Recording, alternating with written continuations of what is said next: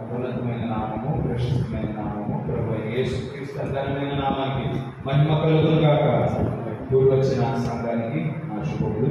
ఈ రీతిగా మరొకసారి దేవుని యొక్క మహాకృపను బట్టి మనమందరూ దేవుని సన్నిధానానికి నడిపించబడ్డాము. ఈ రీతిగా దేవుని చూపించడానికి, ఆరాధించడానికి గాను మరియు ఆయన యొక్క నిత్య జీవపు మాటలు వినడానికి గాను దేవుడు కృప చూపించున్నాడు. అటువంటి కృప చూపించిన మన దేవునికి మహిమ కలుగును గాక. ఆమేన్. మర్చిపోమాకండి, ఈ శనివారం మరి ఉపవాస ప్రార్థన, మరి ఉదయం 10:30 గంటల నుండి సాయంకాలం 5 గంటల వరకు ఉపవాస ప్రార్థన ఉంటుంది. మరి 10:30 కల్లా మరి శనివారం సమావేశం అవుతాము. దయచేసి ఆ విషయాన్ని గమనించవలసిందిగా కోరుతా ఉన్నాను. ఏ ఒక్కరు మరి ప్రార్థన మిస్ కావద్దు. మరి ప్రార్థనలో పాల్గొంటూ దేవుని యొక్క దీవెనలు, ఆశీర్వాదాలు పొందుకోవాల్సిందిగా ప్రధాన పేరిట మనం చేస్తూ ఉన్నాను. మరొకసారి మనం అది మన ప్రశస్త సహోదరులు దేవుడు దాసులు సాంకేతికున్నారు. మంచిది మరొకసారి రావడం బట్టి నా ప్రత్యేకమైన వందనాలు తెలియజేస్తూ ఉన్నాను. మరి మరొకసారి మరి దేవుడు నా దాసులను బాగుగా మరి వాడుకున్నట్టు తను మనం చేసుకుని మనతో మాట్లాడినట్టు చిన్న ప్రార్థన కలిగి ఉండండి. ఈ సమయాన్ని ఏదో పాస్టర్ గారికి అప్పగిస్తూ ఉన్నాను. మరి ముందుకు వచ్చి వాళ్ళని పరిచయం చేయవలసిందిగా కోరుతూ ఉన్నాను.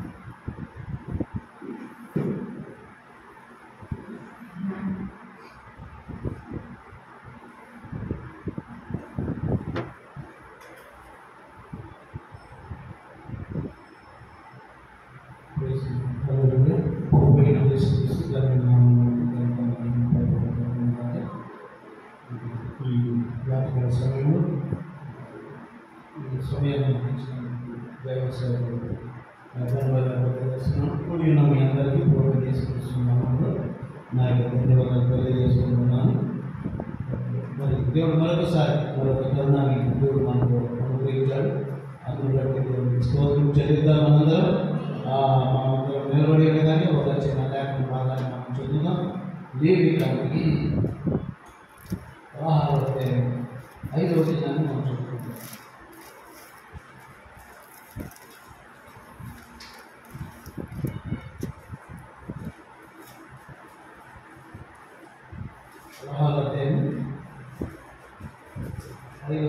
చదువుకుంటాం.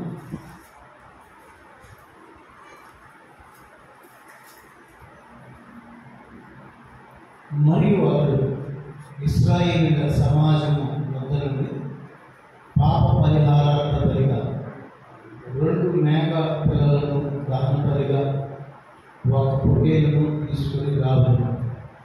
అహరోను తన కొరకు పాప పరిహారార్థ బలిగా 1 కోడెను అర్పించి తన నిమిత్తము తన ఇంటి వారి నిమిత్తము ప్రాయశ్చిత్తము చేసి ఆ 2 మేక పిల్లలను తీసుకుని వచ్చి ప్రత్యక్ష గుడారము యొక్క ద్వారమునంతా యెహోవా సన్నిధిని వారిని ఉంచవలెను. అప్పుడు అహరోను యెహోవా పేరిట ఒక చీటిని, విడిచిపెట్టే మేక పేరిట ఒక చీటిని, ఆ 2 మేకల మీద 2 చీట్లను వేయవలెను. ఏ మేక మీద యెహోవా పేరిట చీటి పడునో ఆ మేక అహరోను తీసుకుని వచ్చి పాప పరిహారార్థంగా అర్పించబడింది. ఏ మేక మీద విడిచిపెట్టుట అనే చీటి పడిన దానివల్ల ప్రాయశ్చిత్తము కలుగునట్టు దానిని అరణ్యంలో విడిచిపెట్టుటకై యెహోవా సన్నిధిని దాని ప్రాణంతోనే ఉంచబడింది. అప్పుడు అహరోను పాప పరిహారార్థ బలి ఆ కోడెను తీసుకొని వచ్చి తన నిమిత్తం తన ఇంటి వారి నిమిత్తం ప్రాయశ్చిత్తం తీసుకుని తరువాత అతను తన వరకు తాను అర్పించిన పాప పరిహారార్థ బలి కోడెను వధించి యెహోవా సన్నిధిని ధూపవేయుడి మీద నుండి ధూపార్తడు ఉప్పులను తన పిడికిలితో పరిమళ ధూప సూర్ణము తీసుకొని అడ్డతెర లోపలికి వాటిని తెచ్చి తాను చావకుంటున్నాడు. ఆ ధూపము మేఘము వలె శాసనము మీద ఉన్న కరుణాపీఠము కపుట యెహోవా సన్నిధిని ఆ అగ్ని మీద ఆ ధూప ద్రవ్యము వేయవలెను. దేవుడి మాటను దీవించడానికి చెప్పాలి. పరిశుద్ధుడైన మా ప్రభువా, జీవుడైన యేసయ్య వందనాలు, స్తుతులు, స్తోత్రం చెల్లించుకుంటున్నాం. మేము చదువుకున్న భాగం మరియు మా వరకు దీవించి ఆశీర్వదించి మాకు గురించుకోవాలి. మరి నాయన మేము చదువుకున్న వాక్యాన్ని మీ హస్తాలకు సమర్పిస్తున్నాం. ఎందుకంటే వాక్యం మీ ప్రభువా, వారు మీ ప్రజల ప్రభువా, మీరే మీ ఆత్మ ద్వారా మాట్లాడి ప్రార్థన చేస్తున్నాం.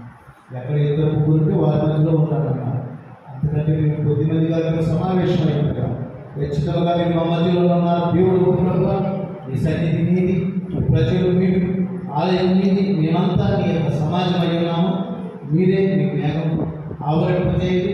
మాతో కొద్దిసేపు మాట్లాడి అనుకునే అనుభవం కలిగించి ప్రభుత్వాలుగా మేమంతా నీ అసారికి సమర్పణ చేసుకుంటూ మహిమ ఘనత ప్రభావానికి చెల్లిస్తూ చేసుకుంటున్నాము ప్రార్థిస్తున్నాము. ఆమేన్. కూర్చోవచ్చు. కొద్దిసేపు మనం చదువుకునే కొన్ని మాట్లాడుతున్నాం ధ్యానం చేసుకుంటాం. దేవుడు మనకి ఇచ్చిన ఈ సమయాన్ని దేవుడు దేవుడు మనకు సహాయం చేయాలని ప్రార్థన చేయకుండా మన దేవుడు మాట్లాడుతున్నాం.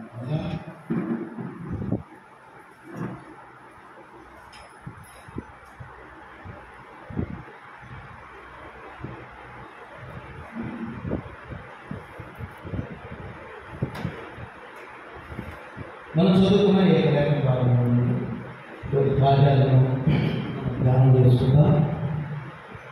మరి పాత నిబంధన అంతా కూడా మరి కొత్త నిబంధనకు అది మాదిరిగా కనబడతా ఉంటాము. మరి అదంతా కూడా ప్రతి వాక్యము ప్రతి లేఖనము మరి ప్రభు యేసుక్రీస్తు ప్రతిదీ మాదిరిగా కనబడతా ఉంటాము. మరి మనం చదువుకున్న ఏకైక భాగంలో మరి ప్రాయశ్చిత్తం ఎలా జరుగుతుందో అది మనకి రాయబడింది. దాన్ని లేని కారణంలో మనం చదివాము. మరి మనందరికీ బాగా పరిచయమైనటువంటి జ్ఞానం భాగమే వర్తదే కాదు. కాకపోతే మరొకసారి ఈ కార్యాలను మనం ధ్యానం చేసుకుంటున్నాము. దేవుని వాక్యంలో మనం చూసి చదివాము. ఏమని చదువుతున్నామంటే మరి ఏదైనా ఒక ప్రాయశ్చిత్తం జరగాలంటే మరి ఒక 2 మేకలను తీసుకోవాలని దేవుడు వాక్యము రాయబడతా కాబట్టి ఈ 2 మేకలను తీసుకొని ఒక మేకను దేనికి చంపాలనో 2 చీట్లు వేయాలి. ఏది ఏ చీటి ఏ మేక మీద ఏ చీటి వస్తుందో మొదట వచ్చితే అది దేవుడి పేరు మీద ఒక మేక వేయాలి. తదుపరి మరొక మేక మీద చీటి వచ్చినప్పుడు దాన్ని విడిపించబడాలి. ఒకటి చంపబడే మేక, ఒకటి విడిపించబడే మేక. మరి దేవుని యొక్క వాక్యం మనం చూసినట్లయితే దేవుని యొక్క వాక్యంలో కొందరు ఈ విధంగా చెప్తా ఉన్నారు. మరి ప్రవక్త కూడా కొన్నిసార్లు ఆయన తన వర్తమానంలో ఏమని చెప్తున్నాడంటే మరి ఈ 2 మేకల గురించి చాలామంది రకరకాల అభిప్రాయాలు ఉన్నాయి క్రైస్తవ లోకంలో. అయితే ప్రవక్త తన వర్తమానంలో కొందరు ఏమని చెప్తున్నారో మరి ప్రవక్త చెప్తున్నాడు. ఒక మేక యేసుక్రీస్తుకు మాదిరిగా ఉందని మరి ప్రవక్త చెప్తున్నాడు. కొందరు ఏమనుకుంటున్నారంటే మరొక మేక దయ్యానికి సంబంధించింది అని చెప్పేసి అనుకుంటున్నారు. కానీ దేవుడి పాత నిబంధనలో దేవుడికి పరిగణిస్తారు కానీ దయ్యానికి పరిగణించే పరిస్థితి లేదని ప్రవక్త చెప్తా ఉంటారు. అయితే విషయగ్రంథం ప్రకారంగా మన పాపాలను భరించి 53వ అధ్యాయం ప్రకారంగా ఆయనే మన పాపములను భరించినటువంటి దేవుడు. ఎవరి కోసము? ఎఫెసీయులకు రాసిన పత్రిక 1వ అధ్యాయం 4-5 వచనాల్లో జగదుత్పత్తికి ముందుగానే ఆయన ఎవరిని ఎన్నుకున్నాడో, ఎవరిని పిలుచుకున్నాడో, ఎవరిని ఏర్పాటు చేసుకున్నాడో వారి నిమిత్తము ఆ బలి ముందుగానే అర్పించబడింది. ఎప్పుడు? సృష్టిలో నవ్వంతా కూడా ఏది ముందే, మరి సృష్టిలో ఏది జరగక ముందే, మరి దేవలోకం కూడా సృష్టించక ముందే ప్రతిదీ తన ఆలోచనలో దేవుని యొక్క వెనక భాగంలోనే ఇదంతా జరిగిపోయింది. అంటే ముందుగానే దేవుడు వర్తమాన భవిష్యత్ కాలంలో దేవుడు అయి ఉన్నాడు. మరి అందుని బట్టి ఇప్పుడు మనం ఎన్నుకోలేదు. దేవుడు ఎప్పుడు జగదుత్పత్తికి ముందుగానే తన ప్రజలను ఆయన ఎన్నుకున్నాడని చెప్తున్నాడు వాక్యంలో. అయితే ఒకటి మన పాపల నిమిత్తము ఆయనే ప్రాయశ్చిత్తార్థం చేయబడ్డాడు. మరి ఆయనే మరి మన పాపం కోసం బలి అయి మరొకసారి ఆయన పునరుత్థానం కూడా ఆయన అయ్యాడు.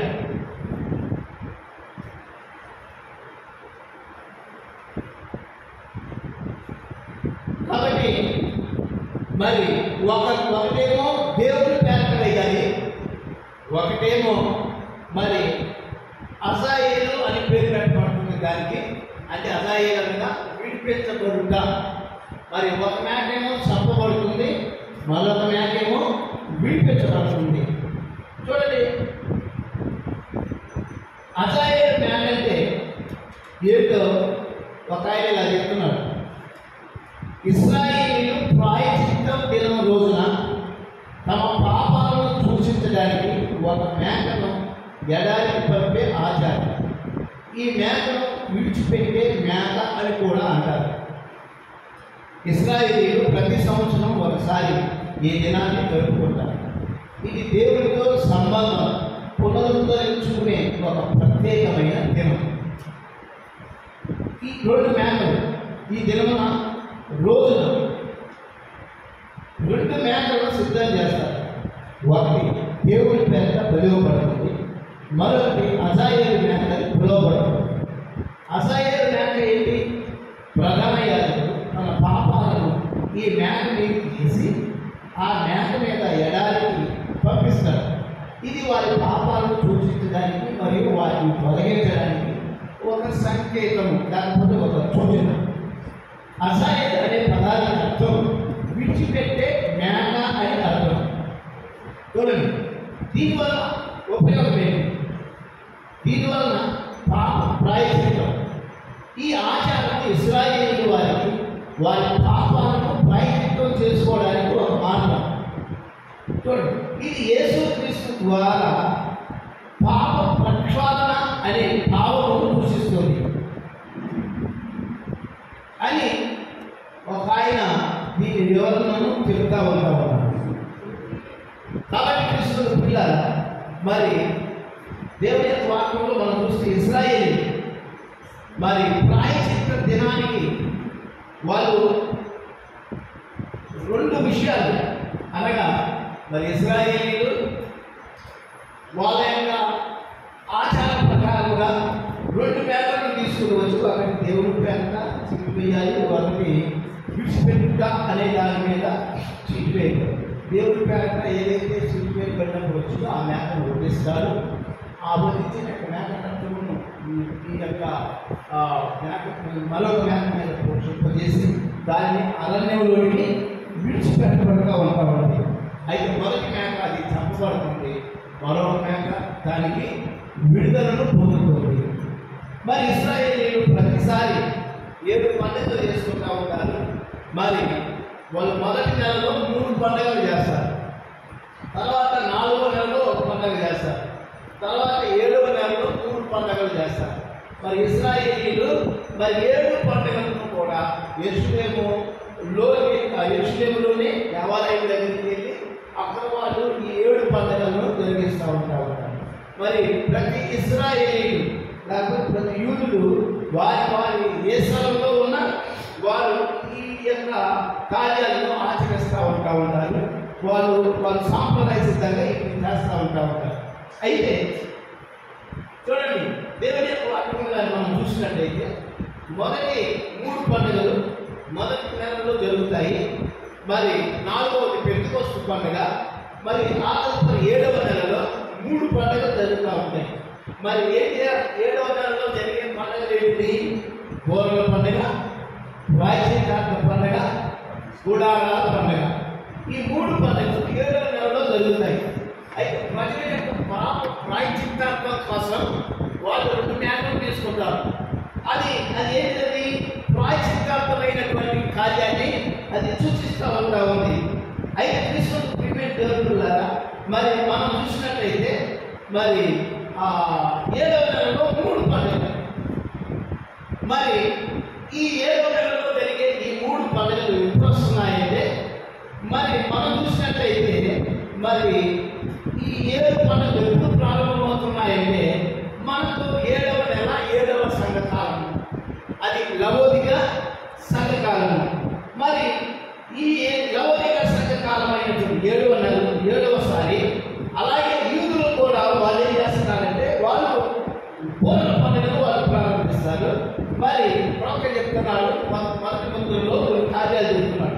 మరి ఇశ్రాయేలు బోర పండుగ దేన్ని సూచిస్తుంది?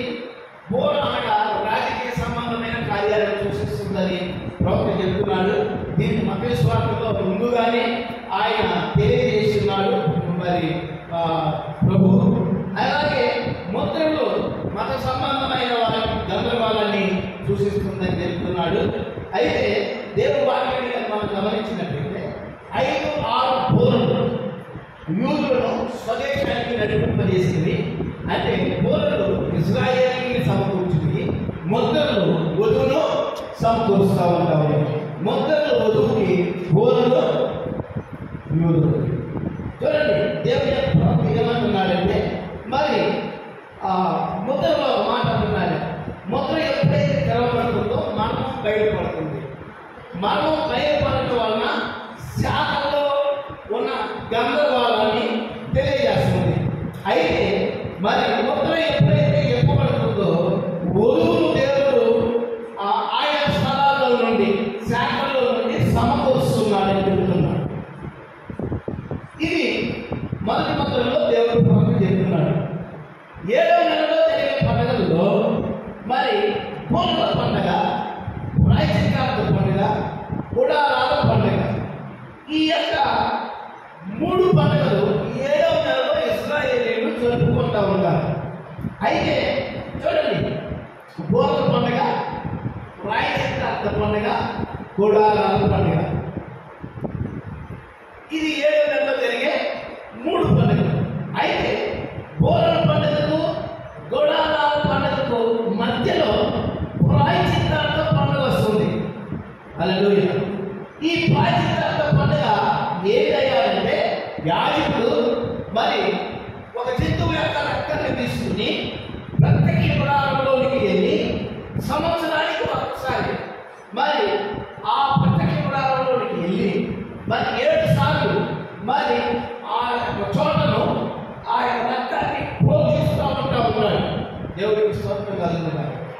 అయితే క్రిస్తువుని ప్రియమైన దేవుడి పిల్లారా, మరి దేవుడి యొక్క వాక్యాన్ని కానీ మనం గమనించినట్లయితే యూదులకు కూడా ప్రాయశ్చిత్తార్థం జరగాలి. మరి ఈ ప్రాయశ్చిత్తార్థం అనేది మరి 2వ రాకడతో కూడా ముడిపడుతుంది. మరి ఆయన వచ్చినప్పుడు ప్రాయశ్చిత్తం మరి ఆ మేక ఎవరో కాదు కానీ మొదటి చంపబడినటువంటి మేక ప్రభువుని యేసుక్రీస్తు అది మాదిరిగా కనబడుతుంది. అలాగే 2వ రాకడలో కూడా మరొక ప్రాయశ్చిత్తాలు మరి ప్రాయశ్చిత్తానికి ఒక సందర్భం ముడియబడి ఉంది. అయితే మనం గమనించినట్లయితే యూదులకి మరి వాళ్ళ ప్రాయశ్చిత్తం ఎలా జరుగుతుందంటే మనం చూసినట్లయితే మరి ప్రకటన 11వ అధ్యాయంలో మరి మోషే ఏలియాలో వాళ్ళు మధ్యకు రాబోతున్నారు. వాళ్ళకి వచ్చినప్పుడు వాళ్ళు ఇదే వర్తమానాన్ని తిరిగి అక్కడ ప్రకటించబడుతుంది.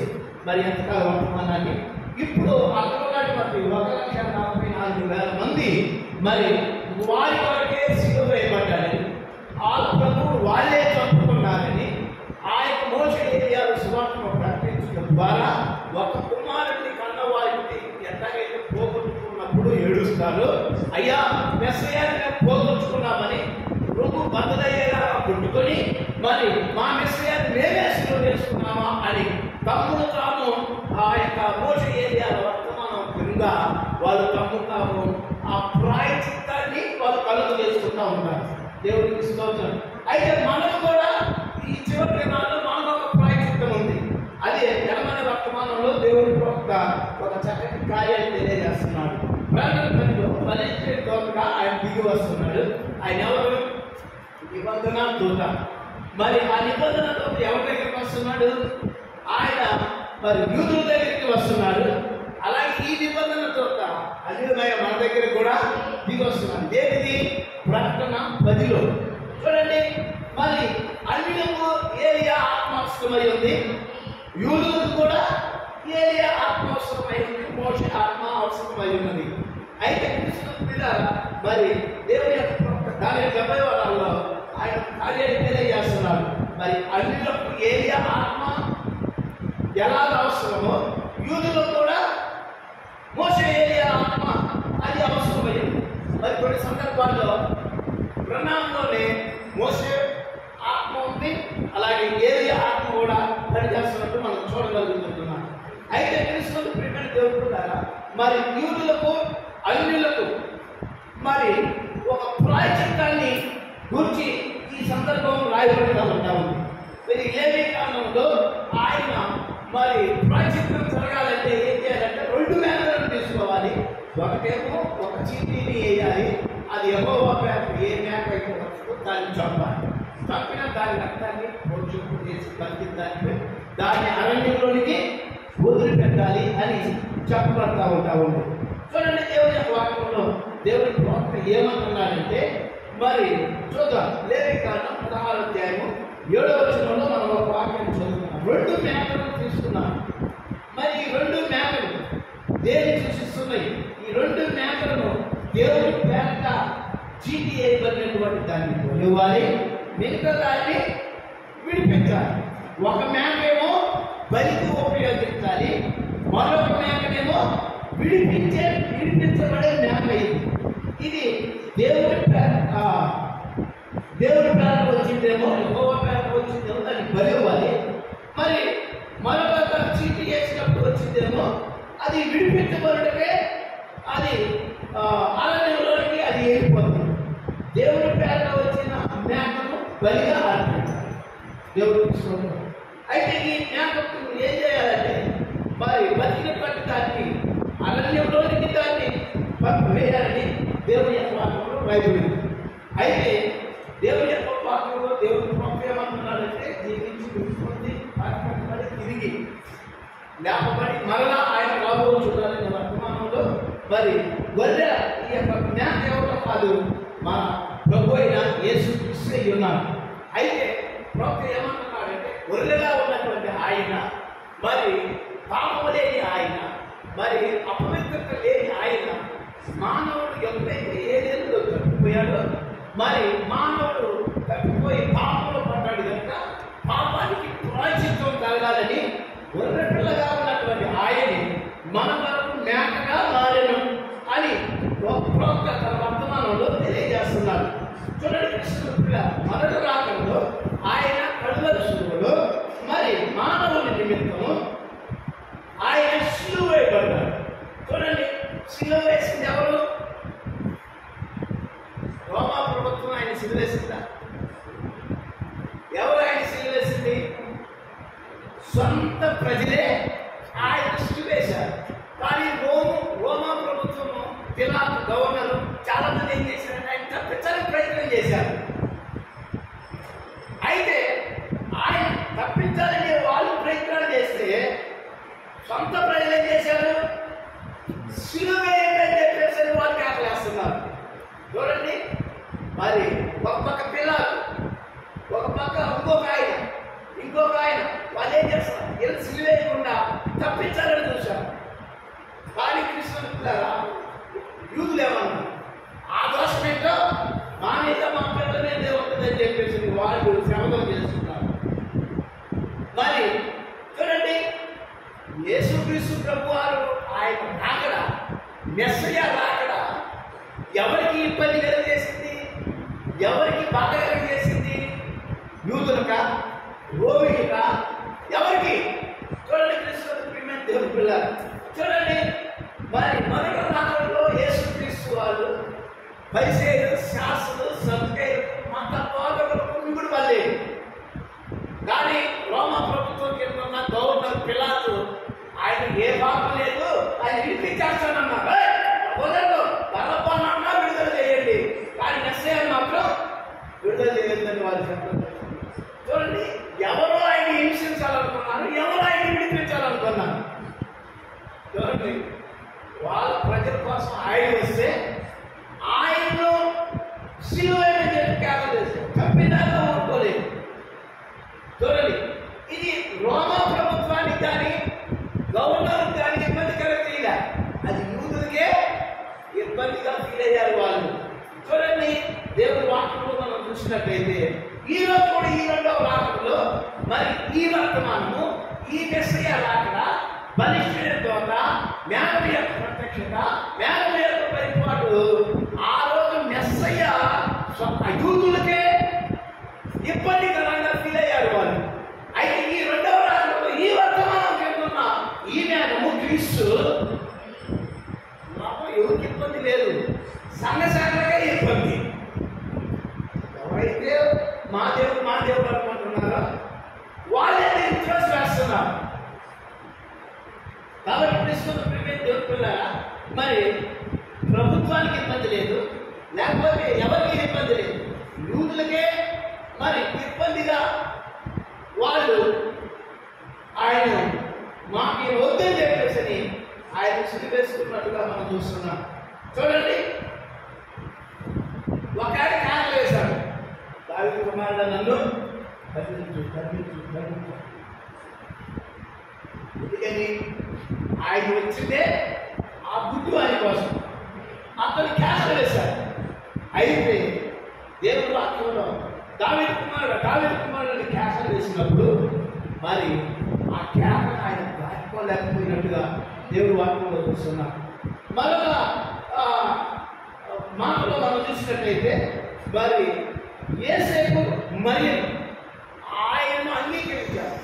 ఆయన ప్రభు చిత్తం మనలో జరగాలని వాళ్ళు అంగీకరించారు. అవమానమైన ఏదైనా సహించడానికి వాళ్ళు ఇష్టపడ్డారు. మరి శుక్రవారం గ్రామానికి ఆయన వెళ్ళినప్పుడు మరి సమరయ స్త్రీ ఆయనకి వస్త్రధారణను బట్టి యూదులను గుర్తించింది. ఆయన వివేచన చెప్పడం ద్వారా ప్రవక్తని గుర్తించింది. ఆయన ఆరాధన గురించి మాట్లాడినప్పుడు మెస్సయ్య వచ్చినప్పుడు ఇలాంటి కార్యాలు బయటపడతాయని చెప్పేసి మెస్సయ్యని గుర్తించింది ఆమె. దేవుడు స్తోత్రం కలుగుతారు. హల్లెలూయా. చూడండి, ప్రజలకి ఎలా ఉందంటే ఒకసారి శిష్యులు పొలంలో ఉన్న నడుచుకుంటే కాకుండా ఎదురు తీసుకొని తిన్నారు. విశ్రాంతి దినాల్లో అయితే పనులు చేయొచ్చా, ఇలాంటి కార్యాలు చేయొచ్చా అంటే వాళ్ళు కొన్నిసార్లు వాక్యాన్ని చూస్తున్నారు. వాక్యం వాళ్ళ మధ్యలో ప్రత్యక్షమైనప్పుడు వాక్యాన్ని గుర్తించుకుంటూ వెళ్ళిపోతున్నారు. చూడండి, మరి వాళ్ళు ఏం చేస్తున్నారంటే మరి ఒకసారి దావీదు సముద్రపు రొట్టెలు తిన్నాడు కదా, అలా తినొచ్చా తినబడదా అని చెప్పి అవి ప్రధాన యాజకులు తినాల్సిన రొట్టెలని మరి దావీదు ఎలా తిన్నాడు, అది కూడా ఇష్టానికి తినాలా అని చెప్పేసి చూడండి. వాళ్ళ యొక్క వైఖరి, వాళ్ళ యొక్క విధానాన్ని మనం చూడండి. అలాగే కారణం స్త్రీనటువంటి వాళ్ళని ఆయన కూడా ఏం చేస్తున్నారంటే దావీదు కుమారుడా అని చెప్పేసి ఆమె అరుపు క్యాన్సర్ వేస్తుంది. కానీ ఆయన దావీదు కుమారుడు కాదు. అందుకనే ఆమె ఏం చేసిందంటే ప్రభు అని ఎప్పుడైతే పిలిచిందో దేవుడు ఆమెకు ఏం కావాలో దాన్ని చేయడానికి దాటిపోలేదు. చూడండి, మరి కొన్నిసార్లు మనం చూసినట్టయితే బెంగళూరు గవర్నమెంట్ దగ్గర 38 సంవత్సరాల నుంచి మరి ఒక అతను అక్కడే పడి ఉన్నాడు, అక్కడే ఉన్నాడు. మరి ఎంతో మంది వాడి కళ్ళ ముందు మరి స్వస్థత పొందుకొని వెళ్ళిపోతున్నారు. కానీ మరి చాలాసార్లు అయ్యా నేను మొదటగా తోకాలని ఎన్నోసార్లు ప్రయత్నం చేశాను, కానీ నా వల్ల అది నాకంటే ముందుగా ఒక దూకి అంటే ఈ 35 సంవత్సరాల క్రితం ఆయన ఎన్నో మార్లు అంటే ఎన్ని మార్లు 38 సంవత్సరాలు ట్రై చేశారు. వాళ్ళకంటే నేనే భూతము నీళ్లు కదిలించినప్పుడు నేను దూకి స్వస్థపడాలనుకున్నాను. కానీ ఎన్నిసార్లు ప్రయత్నించాను, ఎంతో నిరీక్షించాను, ఎంతో ఆశపడ్డారు. కానీ ఎంత ప్రయత్నించినా మరి అతను స్వస్థత పొందుకోలేకపోయాడు. చూడండి, ఎందుకని యెషయా గ్రంథం 41వ అధ్యాయంలో దీనుల కొరకు సువార్త ప్రకటించబడింది. గుడ్డివారు చూస్తున్నారు, గుడ్డివారు నడుస్తున్నారు, దీనులతో సువార్త ప్రకటించబడుతుందని దేవుడు వాక్యం చెప్తాడు. మరి ఆ యొక్క వాక్యం నెరవేరితే మరి మెస్సయ్య ఈ భూమికి వచ్చాడు. ఆయన మరి మెస్సయ్య ఈ భూమికి వచ్చినప్పుడు ఆయన ఏం చేశాడంటే నేరుగా కోనేటి దగ్గరికి వెళ్ళి ఆ 35 సంవత్సరాల నాడు పడి ఉన్నటువంటి ఎన్నోసార్లు ప్రయత్నం చేసినటువంటి వ్యక్తి దగ్గరికి వెళ్ళాడు. చూడండి, అనేక మంది గుంపులుగా ఉంటే ఆయన ఏం చేశాడు, ఎన్నో సంవత్సరాల నుంచి పడి ఉన్న అతని దగ్గరికి వెళ్ళాడు. మరి అంతమందిని వదిలిపెట్టి ఎందుకు ఆయన ఆ యొక్క 35 సంవత్సరాల నుంచి పడిన అతని దగ్గరికి వెళ్ళాడు. చూడండి, కృష్ణుడు పెట్టిన దేవుడు ఇశ్రాయేలీయులు 38 సంవత్సరాలు ఐగుప్తును దాటి బయటకు వచ్చారు. వాళ్ళు 38 సంవత్సరాలు అసాధ్యపడ్డారు. అరణ్యంలో తిరిగారు వాళ్ళు. ఈ 38 సంవత్సరాలు అది దేన్ని సూచిస్తుందంటే ఇశ్రాయేలీయుల ప్రయాణాన్ని సూచిస్తున్నది. చూడండి కృష్ణుడు. అయితే అది బెతెస్దా కోనేరు దగ్గర 38 సంవత్సరాల లోకి ఇశ్రాయేల్ యొక్క అరణ్య యొక్క యాత్ర యొక్క సంఖ్యను అది సూచిస్తూ ఉంటారు. అయితే 38 సంవత్సరాల తర్వాతనే మెస్సయ్య భూమికి వచ్చారు. వాళ్ళు కూడా 40 సంవత్సరాల ముందు వాళ్ళు కానాలు చేసుకోలేదు, కానీ తర్వాత వాళ్ళు చేరుకున్నారు. అలాగే యెషయా ప్రవచనం ప్రకారంగా యేసుక్రీస్తు యెషయా 35వ అధ్యాయము 61వ అధ్యాయంలో ఏ ప్రవచనం అయితే చెప్పాడో దీనిలో సువార్త ప్రకటించబడుతుంది. మరి గుడ్డివారు చూస్తున్నారు, గుడ్డివారు నడుస్తున్నారు మరి అనే ప్రవచనము యేసుక్రీస్తు వారి భూమికి వచ్చినప్పుడు అది నెరవేరుతా ఉంటారు. అయితే ఆ ప్రవచనాన్ని నెరవేర్చడానికి ఆయన వస్తే యూదులు ఏమంటున్నారు తెలుసా? తిండిపోతు, త్రాగుపోతు, దయ్యము, బేటి గుంపులు, త్రాగుపోతు, తిండిపోతు, ఆయనకి దయ్యాలను ఎలగొట్టేవాడిని రకరకాలైన పేర్లు ఆయన పెట్టారు. చూడండి, ప్రవచనాన్ని నెరవేర్చడానికి ఆయనకు వస్తే ఆయనకి ఎన్నో పేర్లు పెట్టారు. ఆయన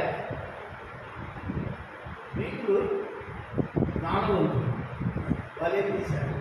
మేము యేసును చూడగలుగుతున్నాం. మెస్సయ్య కొరకు ఎదురు చూస్తున్న వాళ్ళే మెస్సయ్యను వాళ్ళ మధ్యలో ఉంటే వాళ్ళే కోల్పోయారు.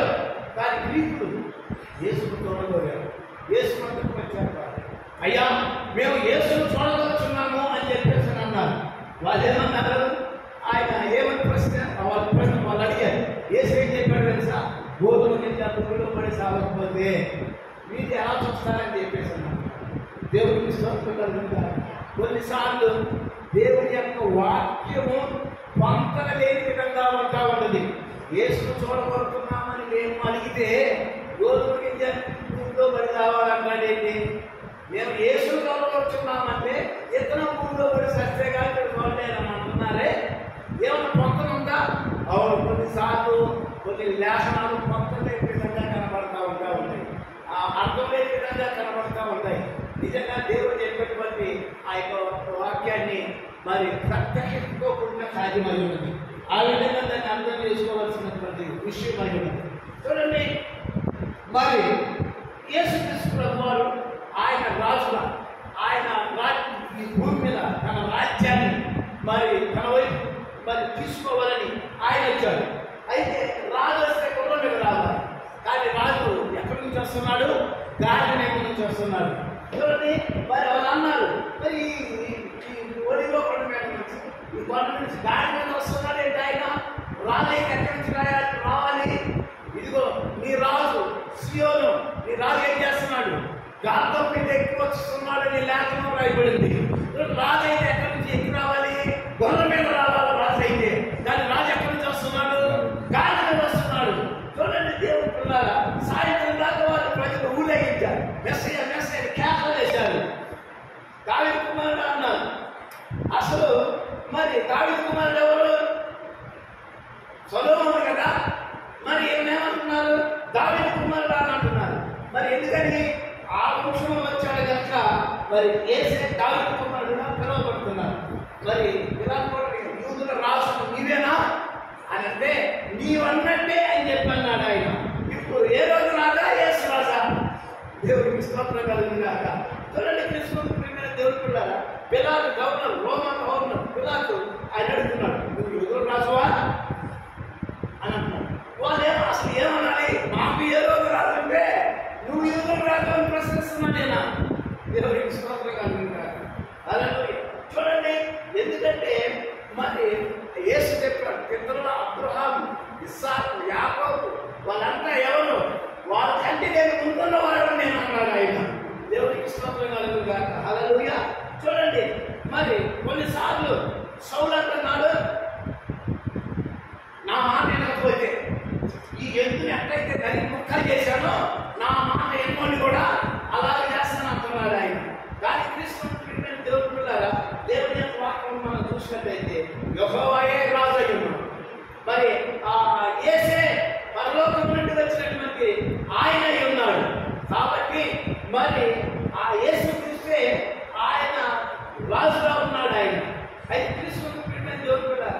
ఈరోజు మరి ఆ యేసుక్రీస్తు ఆయన సొంత ప్రజల దగ్గరికి వస్తే మరి పరిశీలు శాస్త్రులు సభ్యులు వీళ్ళకి ఆయన ముందు పడిని కాయగా ఉండిపోయారు.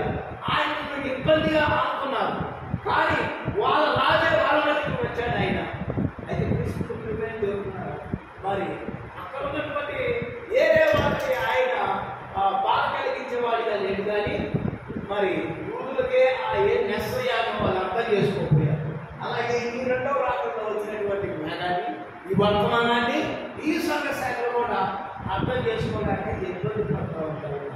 అయితే తీసుకుంటూ ప్రియమైనటువంటి దేవుడుల వాళ్ళు మరి యేసు ప్రభువు ఆయన రాజు అయినాడు. వాడు ఆయన కింగ్, ఆయన రాజు అయినాడు. వాడు మరి వాళ్ళు పాలించేటువంటి ఆయన అయినాడు. అయితే ఆ పాలించేటువంటి ఆయన ఏం చేశారు? 3 శిలువలు పెట్టారు. మరి ఇద్దరు దొంగల మధ్యలో ఆయన శిలువలు వేశారు. ఆయన చూడండి, ఎక్కడ శిలువలే పెట్టాడు ఆయన? గొలుగుతా కొండ మీద ఆయన కడుగులో కొండ మీద శిలువ వేయబడ్డాడు. మరి ఆయన పక్కన ఎవరున్నారు? కుడివైపున ఒక దొంగ, ఎడమ వైపున మరొక దొంగ. అంటే మరి చూడండి, ఖైదీలకి వాళ్ళకు చొక్కా మీద కానీ వాళ్ళ మెడ మీద కానీ ఏ తప్పు చేస్తే, ఏ నేరం చేస్తే ఆ నేరానికి సంబంధించిన నెంబర్ ఒకటి ఉంటుంది. వాళ్ళకి ఎంత భాగంలో ఖైదీ 786 అని, లేకపోతే ఏదో ఒక అంటే వాళ్ళు ఏ నేరానికి ఎందుకు వస్తారో ఆ నేరం యొక్క నెంబర్ని గుర్తించి వాళ్ళు చేస్తూ ఉంటారు. అయితే ఇక్కడ కుడి వైపున ఒక దొంగ, ఎడమ వైపున దొంగ. అయితే మధ్యలో ఎవరున్నారు? ఆయనకి ఏమని రాశారు? ఆయన రాశారు, ఈయన యూదులకు రాజు అని రాశాడు. దేవుడికి స్తోత్రం కలుగును గాక. చూడండి, ఎడమ వైపు ఉన్నవాడికి దొంగ రాశాడు, ఎడమ వైపు ఉన్నవాడికి దొంగ రాశాడు. మరి ఈయన ఏ నేరం చేస్తే ఆయన నేరానికి పెట్టాలిగా. దొంగతనం చేసేవాడికి శిక్ష, మరణం చేసేవాడికి ఈ నెంబర్ మీద. మరి ఏమి పెట్టాలి? ఎవరు పెట్టాడు? ఆయన ఏమని రాశాడు? ఆయన ఒక ఆయన ఎవరు రాశాడు దాన్ని? ఒక ఆయన రాశాడు, పిల్లలు ఎవరు గవర్నర్ ఆయన రాసి ఏమని రాశాడు? 5 రాశాడు. అంటే దాని అర్థం ఏంటంటే మరి దాన్ని మరి అరబీలో మరి ఎబ్రిలో గ్రీకులో అది ఏమని చెప్పబడుతుందంటే ఈయనే యూదులకు దొంగ రాశారా? నెంబర్ వేశారా? ఈ దొంగ ఎవడో వాడికి నెంబర్ వేశారా? మరి ఏమో ఏదో తప్పు చేస్తే ఏదో నెంబర్ వేయాలి కదా. కానీ ఆయన దొంగ కదా, ఆయన నేరస్తుడు కదా. ఆయన మనలను విడిపించడానికి వచ్చిన దేవుడు, వారిని విడిపించడానికి వచ్చినటువంటి దేవుడు. అందుకనే ఆ పిల్లలు దేవుడు అన్నాడు, అయ్యా నువ్వు ఏం రాసావు వారికి? నేనేదో రాసింది ఏదో రాసేసాను అని చెప్పి అన్నాడు ఆయన. దేవుడికి స్తోత్రం కలుగును గాక. హల్లెలూయా. మరి శరీరధారిగా వచ్చినటువంటి వాక్యము అయిన యేసును మరి యూదులు కొంతమంది అంగీకరించారు, సమరయులు అంగీకరించారు. అంటే ఆయన వచ్చిన మొదటి రాకడలో మరి 2 జాతుల వారు, అంటే ప్రపంచమంతా ఎవరు? 3 జాతుల ప్రజలయ్యారు. మరి యేసుక్రీస్తు మొదటి రాకడలో మరి యూదులు, సమరయులు అంటే 2 జాతుల వాళ్ళు ఆయనను అంగీకరించారు. అయితే శరీరధారిగా వచ్చినప్పుడు ఈ 2 జాతులు అంగీకరించాయి. 2 జాతులు ఎందుకు చేయబడి వాళ్ళు అంగీకరించారు. అయితే ఆయన శిలువ మరణము పొంది సమాధిని గెలిచి పునరుద్ధానుడై లేచి మరి ఆయన పెంతెకొస్తు పండుగ ఆత్మగా దిగి వచ్చినప్పుడు వాళ్ళు యూదులు మరి వాళ్ళు తిరస్కరించినప్పుడు ఆ ఆత్మగా ఉన్న పరిశుద్ధాత్మగా ఉన్న క్రీస్తు అన్యుల వైపు వచ్చేసాడు. ఇప్పుడు దేవుడికి స్తోత్రం కలుగును గాక. ఇప్పుడు ఆ అన్యులు ఏం చేశాడు? ఇప్పుడు అన్యులమైన 7 సంవత్సరాల్లో ఈ 2000 సంవత్సరాల్లో 7 భాగాలుగా విభజించబడింది. మరి ఈ 7వ సంవత్సరంలో మనము ఆయన వైపు తిరిగాము. ఇప్పుడు మనం ఆయన అంగీకరిస్తున్నాము. చూడండి, రోమాధిపతి యేసును ఆయన ఏమన్నారు తెలుసా? ఈయన నిజంగా దేవుడు, ఒక అన్యుడు, ఒక రోమీయుడు నిజంగా దేవుడి కుమారుడు అంటే దేవుడి కుమారుడు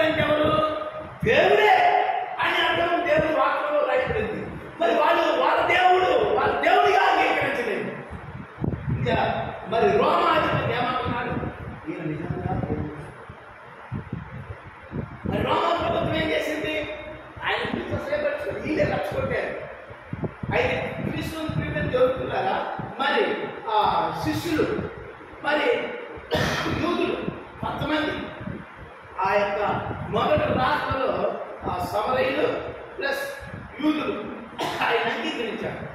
అయితే యూదులు ఏం చేశారంటే పిలాతు దగ్గరికి తీసుకెళ్ళారు. పిలాతు దగ్గరికి తీసుకెళ్తే పిలాతు అన్నాడు, అయ్యా ఇది ఈ కేసు నా దగ్గర కాదు రావాల్సింది, ఇది ఈయనని ఆ యొక్క ఇంకొక ఆయన తరపున ఆయన దగ్గరికి తీసుకెళ్ళాను. రోమా ప్రభుత్వం తిరిగి పిలాతు దగ్గరికి తీసుకొచ్చి ఆయన ఏం చేశాడు, వేరే చోటకి పంపించాడు. ఆయన ఏం చేశాడు, ఆయనే విచారించడం వల్ల పిలాతు దగ్గరికి పంపించాడు. చూడండి, ఇప్పుడు మన రోడ్డు మీద వెళ్తుంటే ఈ యొక్క కృష్ణా జిల్లా పరిధి రాస్తారు, అది దాటిపోతే పశ్చిమ గోదావరి జిల్లా పరిధి ప్రారంభం. అలాగే యేసు కూడా మరి ఏ పరిధిలోకి వెళ్ళాలని మరి కోసాడి పంపిస్తుంది. పిల్లలు ఇది నా పరిధి కాదంట, మరి ఆయన కోసాడి పంపిస్తారు అన్నాడు. లేదు ఆయన పరిధి పంపడం తీసుకుంటారు. చూడండి, ఆ పిల్లలు తీసుకుని వస్తే మరి ఆయన ఏమన్నాడు, ఎవరు ఏ పాపం అన్నట్లయితే నేను ఏం చేయాలి అని చెప్పేసి. చూడండి, ఎవరి కోసం వస్తే వాళ్ళు ఏం చేశారు, తిరస్కరించారు. అది మన ప్రాయచిత్తం వాళ్ళ దేవుడు ఆయన, కానీ వాళ్ళు తృణీకరించారు. వాళ్ళు తృణీకరించడం ద్వారా ఏమైంది, దేవుడు ఆయన మన వైపు తిరిగారు. చూడండి, యేసుక్రీస్తును మరి శిలువ వేసినటువంటి చోట మరి ఆయన తన రాజ్యాన్ని అక్కడ స్థాపిస్తున్నారు. అయితే వాళ్ళు ఏం చేశారు, దాన్ని ధృవీకరించారు. అయితే కృష్ణుడు ఆయన మరి బంధుకోట్లు బలబ్బానైనా విడుదల చేయండి, కానీ యేసును మాత్రం సిలువ వేయాల్సింది అని చెప్పి. అయితే యేసును సిలువ వేసిన చోట మరి ఏం జరిగింది, ఆయన సిలువ వేశారు. ఆయన సిలువ పైన ఈయన యూదులకు రాజు, నజరేయుడైన యేసు అనబడిన ఈయన యూదులకు రాజు అని మరి రోగులోను అది గ్రీక్ భాషలోను ఎబ్రి భాషలో తర్జుమా ఇచ్చేలాగా దాన్ని అయ్యన్నారయ్య చెప్పడంలో రాస్తున్నారు.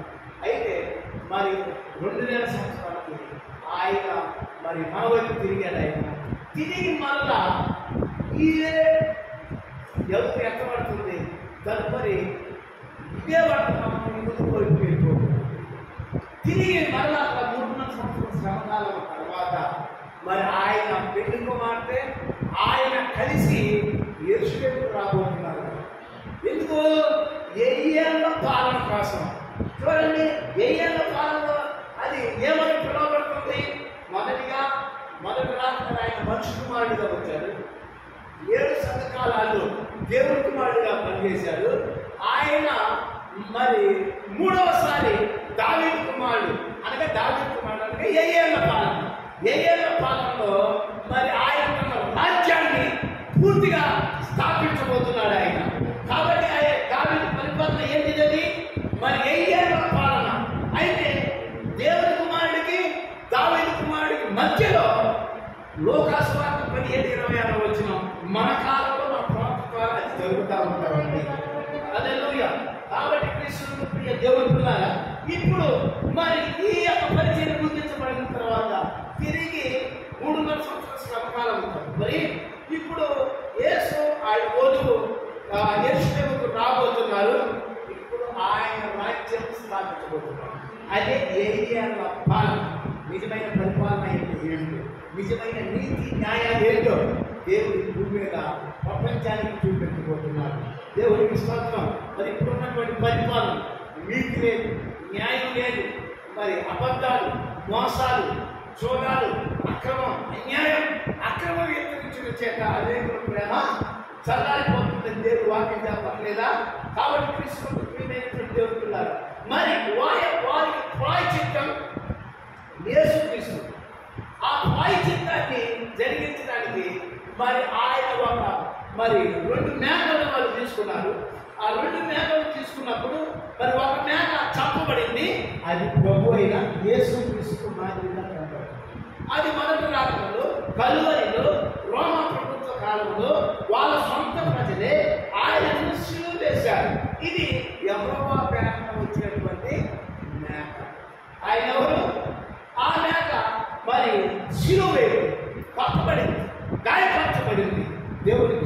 కలుగుతాక. ఇప్పుడు చివరిగా ఆ శిలువలో ఆయన 7 మాటలు పలికాడు. ఆయన 7 మాటలు పలికిన తర్వాత ఏమైంది? ఆ 7 మాటలు పలికిన తర్వాత ఆ చివరిగా ఆయన ఏం చేశాడు?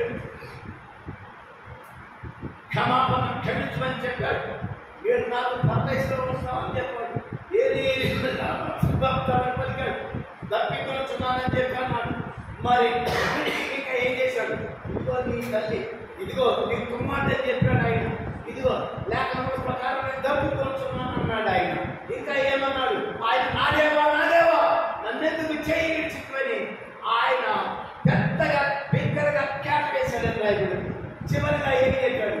సమాప్తమైనదని చెప్పేసి ఆయన తన ప్రాణాన్ని అప్పగించాడు. ఆ యొక్క అప్పగించిన తర్వాత మరి ఆ దొంగల యొక్క మోకాళ్ళు ఆ ఎవరు ఎడగొట్టబడ్డాయి.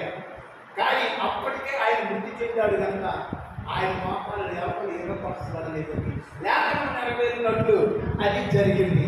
ఆ తర్వాత ఏం చేశారు? మరి ఆయన బ్రతుకున్నాడా చచ్చిపోయాడా నిర్ధారణ చేయడానికి కోసం రోమా సైనికులు పిలిచి ఆయన గుండె వైపు ఆయన కష్టం నుంచి బలివ్వబడమన్నారు. ఆయన ఏం చేశాడు? ఆ యొక్క మరి రోమా సైనికుడు మరి అతను ఒక జబ్బు కన్ను కలిగిన వాడని చెప్తున్నారు కాదు. అయితే ఎప్పుడైతే ఆ బల్లెం తీసుకుని వచ్చారో ఆ బల్లెం పొడిచినప్పుడు ఆయన మీద నుంచి ఆయన ప్రక్కల నుంచి కాలిన రక్తము కొట్టు ఇక్కడ కంటి మీద పడి స్వస్థత పొందుకున్నాడంట. ఎవరికి స్వస్థం కలుగుతుంది కాక. హల్లెలూయా. చూడండి, అయితే పిల్లల ఆయన ప్రక్కల నుండి మీరు రక్తము ఆత్మ బయటకు వచ్చిందని దేవుడు వాక్యం చెప్తా ఉంటారు. అయితే పిల్లలు ఎప్పుడైతే ఇక నీరు రక్తము బయటకు వస్తుందో ఇక ఆయన చచ్చిపోయాడని నిర్ధారణ చేయబడతా ఉంటాము. ఇప్పుడు మా ఆయన యెహోవా పేరుతో వచ్చినటువంటి ఆ యొక్క మొదటి మేక క్రీస్తు మాదిరిగా ఉంటా ఉంది. ఆయన శిలువలో చనిపోయాడు, చంపబడ్డాడు. ఆయన మరి పక్కలో నుంచి మరి బల్లెంతో పొడిచినప్పుడు మీరు రక్తము ఆత్మ వచ్చింది. దేవుడికి స్తోత్రం కలుగుతుందా? హల్లెలూయా. చూడండి, అప్పుడు ఆయన చనిపోయిందని చెప్పేసి మరి స్పష్టం చేయబడింది. చూడండి, యేసుక్రీస్తు వారి యొక్క ప్రక్కల నుండి నీరు ఆత్మ ఎలాగైతే వచ్చిందో ఆదాము ప్రక్కన చీల్చినప్పుడు అవ్వ బయటకు వచ్చింది. అలాగే కలువరిలో యేసుక్రీస్తు యొక్క ప్రక్కన చేర్చబడినప్పుడు 7 సంవత్సరాలలో ఉన్న వధువు అది బయటకు వచ్చింది. దేవుడికి స్తోత్రం కలుగుతుందా? హల్లెలూయా. అలాగా మొదటి రాకడలో ఆయన యెహోవా పేరుతో వచ్చినటువంటి చీటి ఆ మేకపై పడినప్పుడు ఆ మేక ఎవరో కాదు కానీ ఆ జంతువు ఎవరో కాదు కానీ ప్రభు అయిన యేసుక్రీస్తు అయి ఉన్నాడు. ఆ తర్వాత ఏం చేశారు? మరి ఆ మరొక మేక పేరు మీద చీటి వచ్చింది. ఏమని? అది అజాయేలు అని రాయబడింది. అజాయేలు అనగా విడిపించబడే మేక అని అర్థం. చూడండి, ఇప్పుడు ఒక మేక చచ్చిపోవడం వల్ల మరి మరొక మేకకు ఏమొచ్చింది? విడుదల వచ్చింది. మరి ఈ మేకను ఏం చేయాలి? వాళ్ళు ఈ మేకను మరి అరణ్యంలోకి తీసుకుని పోయి ఆ యొక్క చెట్లలో వదిలిపెట్టారు. చూడండి, దేవుడు ఏం చేశాడు? ఆయన గొర్రె దేవుడు ఆయన మన పాపములను ఆయన మీద వేసుకొని మన పాపము మరి ఆయన ఏం చేస్తాడు? మరి అక్కడ బైబిల్లో రాయబడింది ఏమిటి? యాజకుడు తీసుకొని వచ్చి అతని 2 చేతులు దాని మీద పెట్టి ఇదిగో మా పాపాలన్నిటినీ ఈ గొర్రె ఈ మేక మీద బదిలీ చేస్తున్నాము అని చెప్పేసి. అంటే ఇజ్రాయేల్ ఎవరైతే ఆ ప్రాయశ్చిత్తం కావాలో వాళ్ళ పాపాలన్నీ కూడా ఇప్పుడు ఏం చేస్తున్నారు? ఈ జంతువు మీదకి బదిలీ చేస్తున్నారు. అంటే మరి అది పాపం చేయలేదు. కానీ ఆ యాజకుడు ఏం చేస్తున్నాడు? మరి తన యొక్క పాపాలు మరి తన జాతి ప్రతి యొక్క పాపాలు దాన్ని ట్రాన్స్ఫర్ చేస్తారు, బదిలీ చేస్తారు. ఇప్పుడు ఈ బదిలీ చేయబడినటువంటి ఆ యొక్క గొర్రెపిల్ల మరి చనిపోయింది. మరలా ఆ గొర్రెపిల్ల యొక్క రక్తం దాని మీద పోషింపజేసి దాన్ని ఏం చేస్తున్నారు? అరణ్యంలోకి వదిలిపెట్టుకున్నారు. చూడండి, అది మన పాపాలను మోసుకొని పోతా ఉంటాము. అది మరలా తిరిగి రావడానికి వీలు లేకుండా దాన్ని వదిలిపెడుతున్నారు.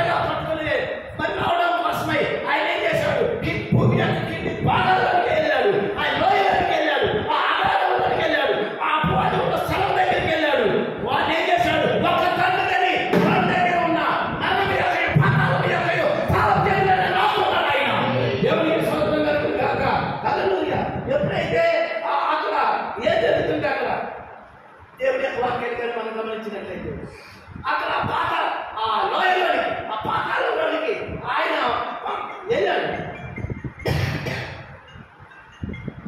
వెళ్ళి ఏం జరిగింది చూడండి. పాతాళము ఆ యొక్క అది 3 భాగాలు.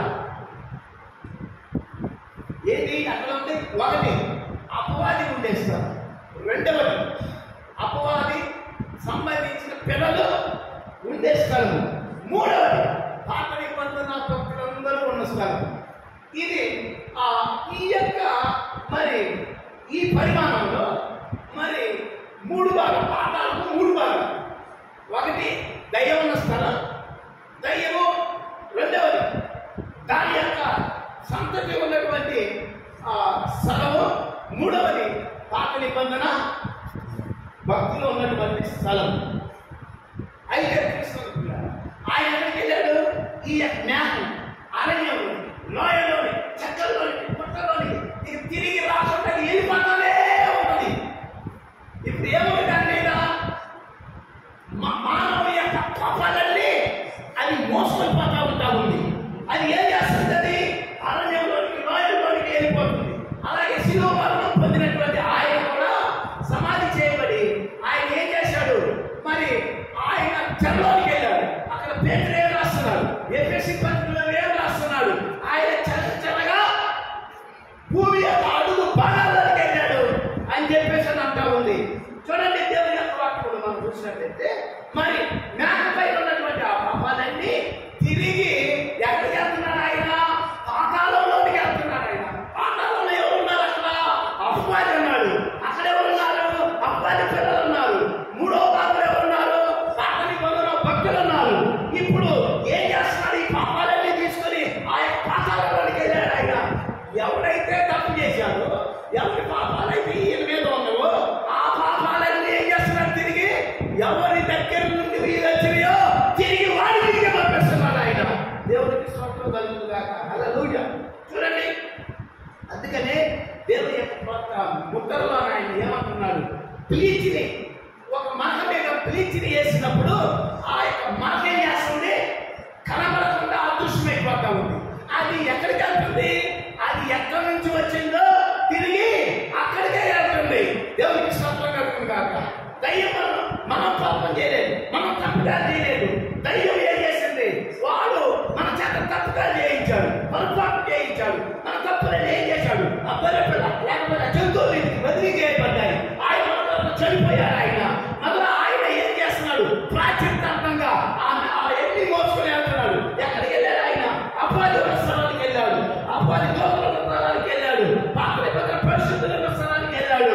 అక్కడికి వెళ్ళిన తర్వాత ఏం జరిగింది? వాడి పాపాలు వాడి భుజాన్ని వేసేశాడు. మరి దయ్యాన్ని తన్నాడు.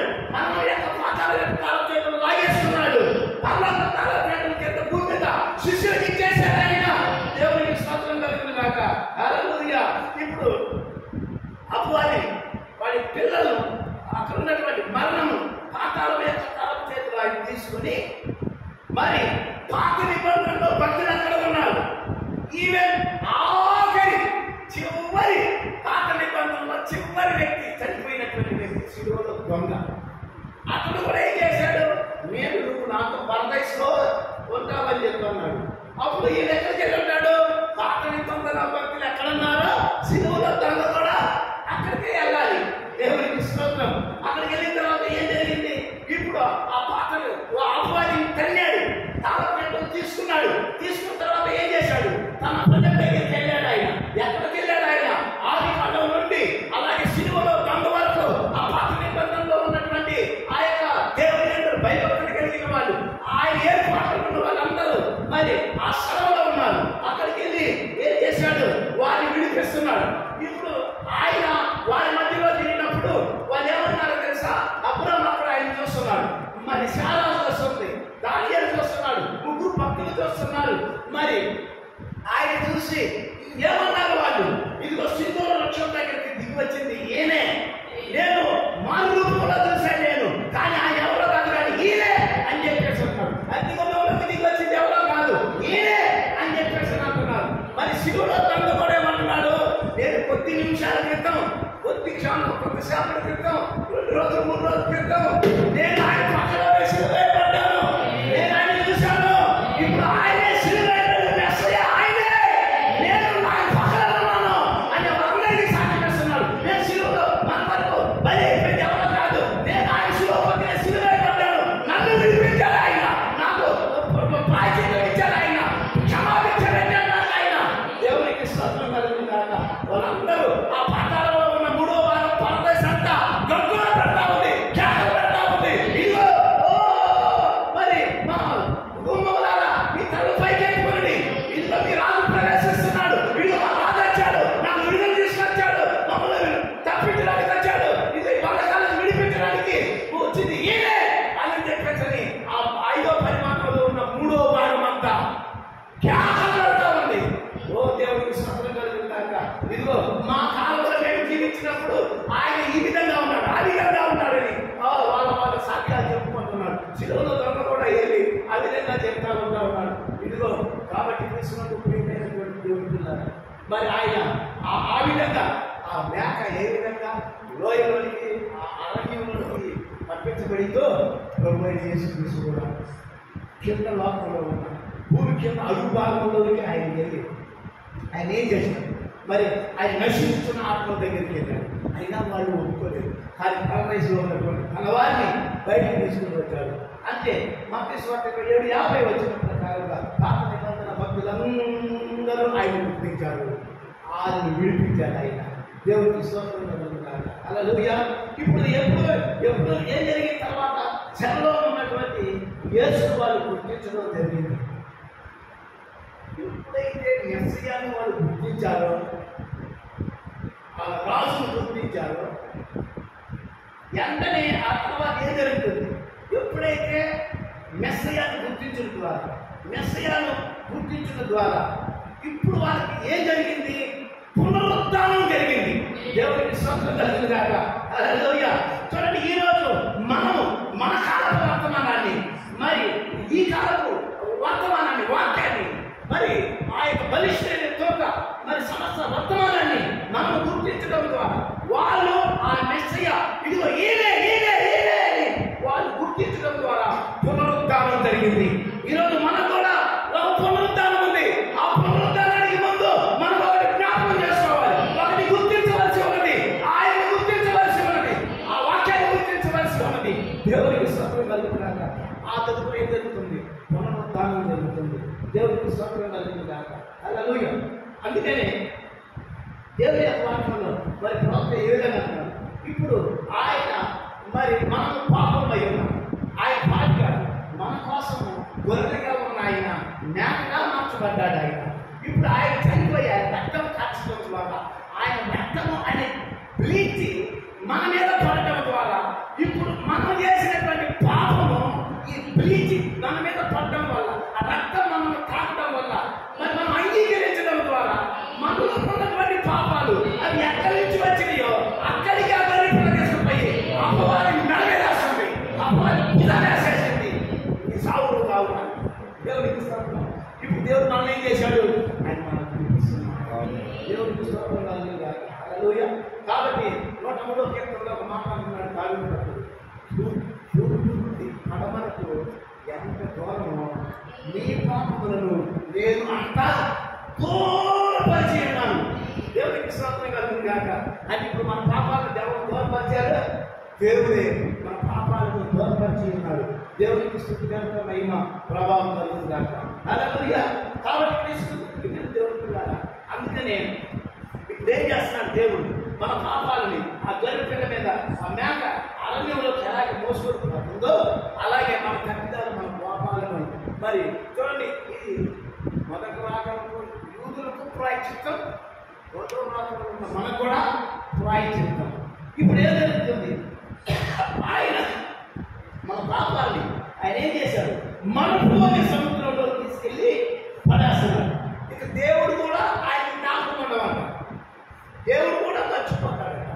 ఎంత గొప్ప ప్రేమ కలిగిన దేవుడు ఆయన, ఎంత కృప కలిగిన దేవుడు ఆయన. అసలు మన పాపమే చెయ్యలేదని తన ఎదుట నిలబెట్టుకోవడానికి మనల్ని ఇష్టపడుతున్నాడంట ఆయన. దేవుడికి స్తోత్రం కలుగును గాక. హల్లెలూయా. చూడండి, మరి దేవుని యొక్క వాక్యంలో మనం చూసినట్లయితే దేవుని ముద్రలో యేసు రక్తము ద్వారా, యేసుక్రీస్తు రక్తము ద్వారానే విజయం, విక్టరీ మనకు వచ్చింది. ధనం వల్ల కాదు, డబ్బు వల్ల కాదు, గొప్పతనం వల్ల కాదు, యేసుక్రీస్తు వారి యొక్క రక్తము మనకు విజయాన్ని ఇచ్చింది. దేవుడికి స్తోత్రం. చూడండి, అంటే యేసుక్రీస్తు రక్తంలో గొప్ప శక్తి దాగి ఉంది. ఏం శక్తి దాగి ఉంది? లోకంలో ఉన్న ఎంతటి శక్తినైనా యేసుక్రీస్తు రక్తము ద్వారా విడిపెట్టగలిగిన శక్తి యేసుక్రీస్తు రక్తంలో ఉన్నంత. మొదటి ముద్రలో ప్రవక్త ఈ విధంగా మాట్లాడుతూ ఉంటారు. దేవుడికి స్తోత్రం కలుగుతుందాక. హల్లెలూయా. చూడండి, సమాధిలో పూడ్చిపెట్టబడుగా అనే వర్తమానాన్ని మీరు చదివితే ప్రవక్త ఏమంటున్నాడంటే, యేసుక్రీస్తు సమాధిలో నుండి లేచాడు. యేసుక్రీస్తు వారి యొక్క సమాధి యేసుక్రీస్తుది కాదు. ఎవరిన సమాధి? అరిమథ్య యేసేపు సమాధి. యేసుక్రీస్తు ఈ భూమి మీద ఆయనంటూ ఏదైనా ఉందేమో ఒక లేఖనం చూపించండి. ఆయన నుండి ఈ భూమి మీద ఇది నాది అని చెప్పడానికి యేసుకి ఏమైనా ఉందా? జన్మించడానికి స్థలం లేదు. సముద్రంలో నదిలో అవతలకి పోవడానికి సొంత దోనే పడవ లేదు ఆయనకి. ఇంకా కనీసం చచ్చిపోతే పాత పెట్టుకోవడానికి స్థలం కూడా లేదు ఆయన. చూడండి, యేసు ప్రభువు ఈ లోకంలో ఏది ఆయనకి లేదు, సొంతది ఆయన ఏది లేదు. కానీ ఆయన తన రక్తం ద్వారా మనలను తన సొత్తుగా చేస్తున్నారు. ఈ లోకంలో ఉన్న ఏది ఆయనకు అవసరం లేదు, కానీ ఆయనకు అవసరమైంది ఏంటి? నీవు నేను ఉన్నావు.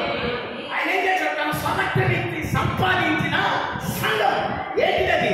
వధువయ్యున్నది. దేవుడికి స్తోత్రం. ఈ లోకానికి ఏది ఇష్టపడలేదు ఆయన. ఈరోజు ఎక్కడ ఖాళీ ఉంటే దాన్ని ఆక్రమించారు. అది ఎవరి పేరు మీద ఉన్నా కానీ వాడిని ఏదో ఒక బదనాం చేసి ఈయన సొత్తు చేసుకోవాలి. ఇదిగో అది ఆ స్థలం, ఈ స్థలం, అది ఆ కొంత, ఈ కొంత, ఆ కొలతలు, ఈ కొలతలు అయ్యి ఇయ్యి జనాలు ఏం చేస్తున్నారు? నువ్వు పలుకుంటే వాళ్ళు లాగేసుకుంటున్నాడు. యేసయ్య పలికితే ఏదైనా జరుగుతాయి. కానీ యేసుక్రీస్తు మార్గంలో ఏది కోరుకోలేదు ఆయన. దైవం చెప్పాడు, ఇదిగో ఒక్కసారి నాకు సిగ్గిటి కొట్టు, ఈ లోకమంతా నీకు ఇచ్చేస్తాను అన్నాడు. అన్నాడు, ప్రభుకే నమస్కారం చేయాలి బాబు, నువ్వు కూడా చెప్పడానికి అని చెప్పాను. దయ్యానికి వాక్యం తెలుసు, దేవుడికి వాక్యం తెలుసు. ఇప్పుడు లోకంలో ఉన్న మనకి వాక్యం కొన్ని వాక్యాలు తెలుసు. ఈరోజు దేవుడు మనకి కొన్ని వాక్యాలను తెలిసే భాగ్యం ఇచ్చాడు ఆయన. చూడండి, కృష్ణుడు దేవుడున్నారా, ఆయన ఏం చేశాడు? ఆయనకు సొంతంగా ఏది లేదు. తన స్వరక్తం ఇచ్చి సంపాదించిన సంఘం, అంటే ఆయన రక్తం కార్చింది తన స్వంత ప్రజల కోసం, తన స్వజనం కోసం, తన సొత్తు కోసం, ఆయన తన వధువు కోసం ఆయన. దేవుడికి స్తోత్రం కలుగుతారు. హల్లెలూయా. అయితే కృష్ణుడు దేవుడున్నారా, యేసుక్రీస్తుకి అరిమథ్య సమాధిని ఇచ్చారు, తన సమాధిని ఇచ్చారు. ఈరోజు కూడా మనము ఈ శరీరం అని ఈ సమాధిని క్రీస్తుకు సమర్పించాలి, దేవుడికి ఇవ్వాలి. ఏంటి ఇవ్వాలి మనం దేవుడికి? ఈ ఆత్మ శరీర జీవ ప్రాణాన్ని, ఈ బాడీ ఏంటిది? పురుగులు కూడింది, పురుగులు తినే శరీరం ఇది. చూడండి, ఒక్కసారి దీంట్లో ఒక జీవం చనిపోతే మొత్తం ముక్కుడు పోద్ది, చెవులు పోతాయి. పురుగులు మన లోపల నుంచే పురుగులు వచ్చి మనల్ని, మన శరీరాన్ని తినేస్తాయి. ఇదేంటిది? పురుగుల కూడు. ఇది సమాధి కూడు.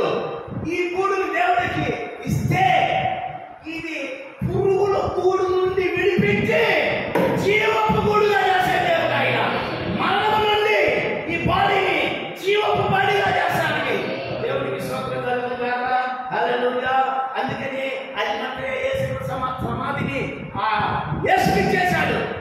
ఇప్పుడు అరిమథ్య యేసు సమాధిలో నుండి యేసు పునరుద్ధానుడయ్యాడు. అంటే ఇప్పుడు అరిమథ్య యేసు సమాధిలో ఏముంది? పునరుద్ధానం ఉంది. ఇప్పుడు అందుకని అరిమథ్య యేసు చచ్చిపోయి ఉంటాడు. కానీ అరిమథ్య యేసు చచ్చిపోయాడని బైబిల్ గ్రంథంలో రాయబడలే. ఎందుకని? నా మాట విని నా మాట ప్రకారం జీవించువాడు మరణంలోనికి రాక జీవంలోనికి దాటుతున్నారు. అందుకనే మరి శారా చనిపోయింది, పాతి పెట్టబడింది. అబ్రహాం చనిపోయాడు, పాతి పెట్టబడ్డాడు. ఇస్సాకు చనిపోయాడు, పాతి పెట్టబడ్డాడు. యేసేపు చనిపోయాడు, పాతి పెట్టబడ్డాడు. అది మధ్య యేసేపు చనిపోయాడు కానీ పాతి పెట్టబడ్డాడు అని అక్కడ కూడా అంటే ఆయన మరణాన్ని రికార్డు చేయబడలే. చూడండి ఎవరైతే పునరుద్ధానంలో భాగస్థులవుతారో, పునరుద్ధానంలో భాగస్థులయ్యే వారి యొక్క మరణం రికార్డు చేయబడదు. ఎందుకని వారు మరణం దాటి ఉన్నారు.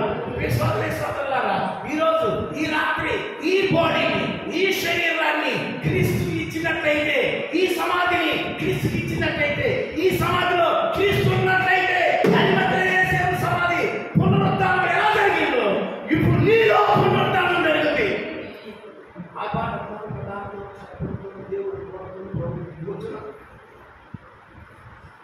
మృతులైన వారు మొదట లేచును, ఆ రీతిగా సజీవమైన మనుషులు వారు మార్పు చెంది వారు మనకు కలిసి క్రీస్తులో నిలుపుకోబోతున్నామని రాశారు. దేవుడికి స్తోత్రం కలుగును గాక. హల్లెలూయా. ఇప్పుడు యేసుక్రీస్తు ఆయన ఏం చేశాడు? పాతాళంలోకి వెళ్ళాడు, ఆ యొక్క చెరలోకి వెళ్ళాడు, భూమికి అడుగు భాగానికి వెళ్ళాడు. ఎలా వెళ్ళాడు? ఆ మేక పిల్లలు ఎలాగైతే అరణ్యంలో వెళ్ళిపోయిందో అలాగే వెళ్ళిపోయాడు ఆయన. తన వారిని విడిపించాడు ఆయన. ఇప్పుడు ఆయన ఏం చేశాడు? ఇప్పుడు ఆయన ఏం చేస్తున్నాడు?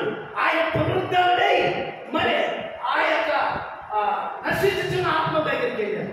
వాళ్ళ వల్ల వాళ్ళు అప్పటికీ కూడా వాళ్ళు అంగీకరించలేకపోయారు. వాళ్ళ మధ్యకి వెళ్ళినా కానీ వాళ్ళు వాళ్ళ మధ్యకి వెళితే వాళ్ళు అంగీకరించలేదని వాక్యం రాయబడింది. అయితే మరి తర్వాత ఏం జరిగింది?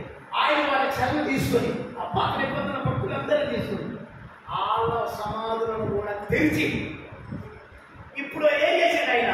మత్తయి 27:50 ప్రకారంగా పాత నిబంధన భక్తులందరితో పాటు ఆయన కలిసి భూమికి వచ్చాడు.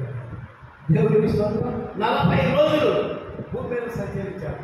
3 సార్లు తన శిష్యులకు ప్రత్యక్షమయ్యాడు. దేవునికి స్తోత్రం కలుగును గాక.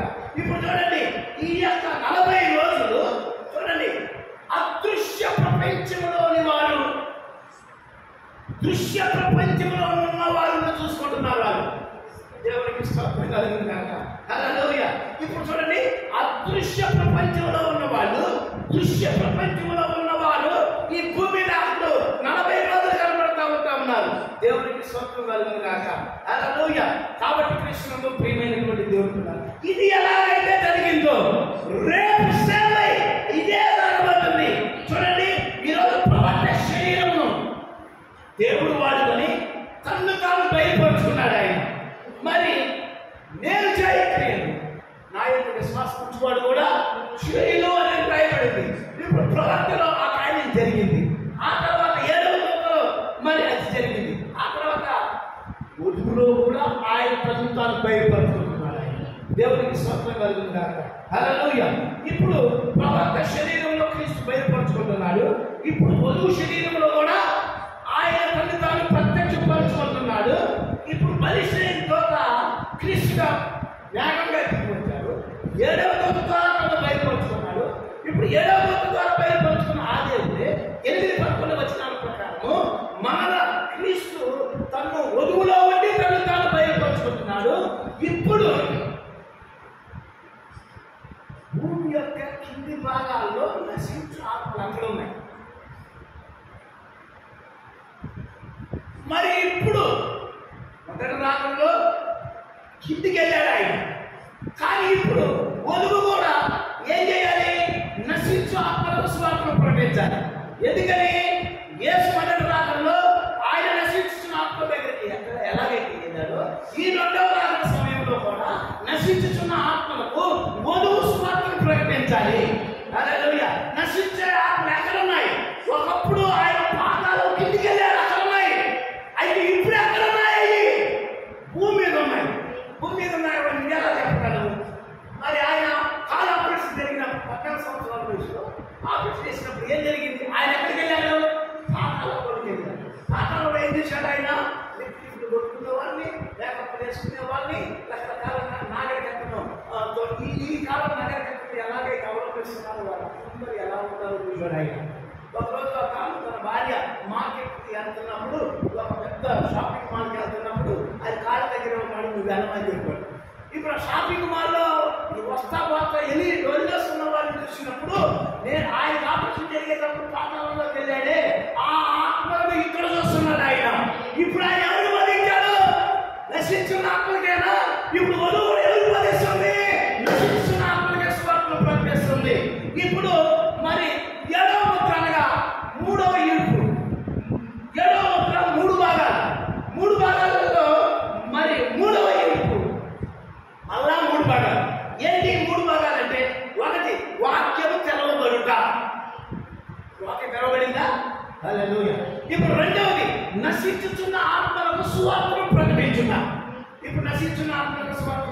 చేస్తున్నామా?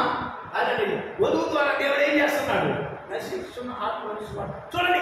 యేసుక్రీస్తులో ఎలా జరిగిందో సేమ్ ఇప్పుడు రెండో రాకల్లో కూడా అలాగే జరుగుతూ ఉంటా ఉంది. మూడవది, వధువుకు దేవుడు మాట ఇవ్వబోతున్నాడు. స్పోకెన్ వర్డ్, పలకబడే మాటలు ఇవ్వబోతున్నాడు ఆయన. ఏం చేస్తున్నాడు ఆయన? పలకబడ. ఈ మూడు వధువులో జరుగుతూ ఉంటా ఉంది. ఒకటి, వాక్యం తెలుస్తుంది, నశించిన ఆత్మను స్వార్థ ప్రకటిస్తుంది. ఇప్పుడు పలకబడిన వాక్య పరిచయం కూడా ఆమె నోట్లోనికి రాబోతుంది.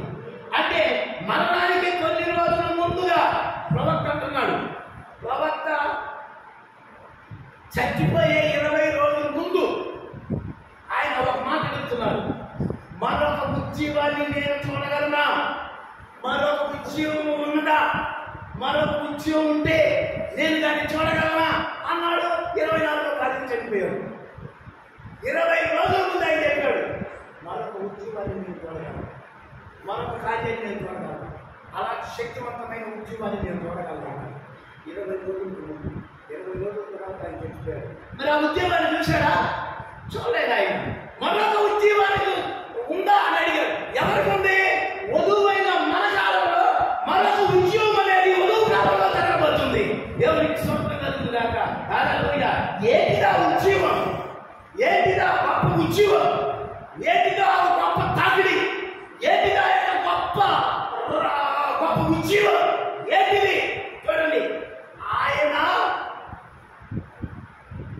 భూమి కింది అడుగు భాగానికి వెళ్ళినప్పుడు అక్కడ గొప్ప ఉద్యమం చూశాడు ఆయన. ఏంటిదా ఉద్యమం? అబ్రాహాము, ఇస్సాకు, యాకోబు, శారా, పాత నిబంధన భక్తులు, సిలువలో దొంగ. ఈ భక్తులందరూ మెస్సియాని చూసి ఏం చేశారు? అయ్యో, ఈ మెస్సియా భూమి మీద ఉన్నప్పుడు చూసింది నేను ఈయనే. ఇప్పుడు పాఠాల వద్ద ఏమొచ్చింది? అసలు మూడవ భాగంలో ఏమొచ్చింది? ఉద్యోగం జరుగుతుంది. అక్కడ ఏం జరుగుతుంది? ఒక మండుతుంది. అసలు గొప్ప చేస్తున్నారు అక్కడ. హల్లెలూయా. అలాంటి మరొక ఉద్యమము మనం చూడగలమా? ఈ కాలంలో వధువుకి అలాంటి ఉద్యమాన్ని చూడబడుతుంది. ఏంటిదా ఉద్యమము? అలాంటి ఉద్యమం ఏంటిది? జనంలో ఉన్నప్పుడు మూడవ భాగంలో పాత నిబంధన భక్తుల దగ్గర ఎలాంటి ఉద్యమం జరిగిందో ఇప్పుడు వధువు కాలంలో అలాంటి ఉద్యమమే జరగబడుతుంది. ఏంటిది? పాత నిబంధన భక్తులు మృతులై ఉన్నారు, అక్కడ చనిపోయి ఉన్నారు. అక్కడ అయితే దేవుడు ఏం చేశాడు? వాళ్ళని లేపుతున్నాడు. అక్కడ మృతులను సజీవులుగా చేస్తున్నాడు ఆయన. దేవునికి స్తోత్రం కలుగుగాక. హల్లెలూయా. ఇప్పుడు వధువు యొక్క పరిచర్య ద్వారా 7 సంఘకాలాల్లో మృతులైన వారు మృతి చెందున్నారు. ఇప్పుడు మరొక మేక ఏం చేస్తున్నది? ఆయన ఏం చేశాడు? పాతాళంలో ఉన్న ఆత్మ దగ్గరికి వెళ్ళాడు. ఇప్పుడు ఒక మేక, ఎవరది? వధువే మరొక మేక అయింది. ఇప్పుడు ఆమె ఏం చేస్తుంది? యేసుక్రీస్తు రక్తం కింద ఉంది, ఆ ప్రాయశ్చిత్తం కింద ఉంది. ఇప్పుడు ఆమె ఆ పరిచర్య ఏంటిది? 7 సంఘకాలాల్లో ఉన్న వారందరూ ఈమె యొక్క వర్తమానం కింద ఏంటిది?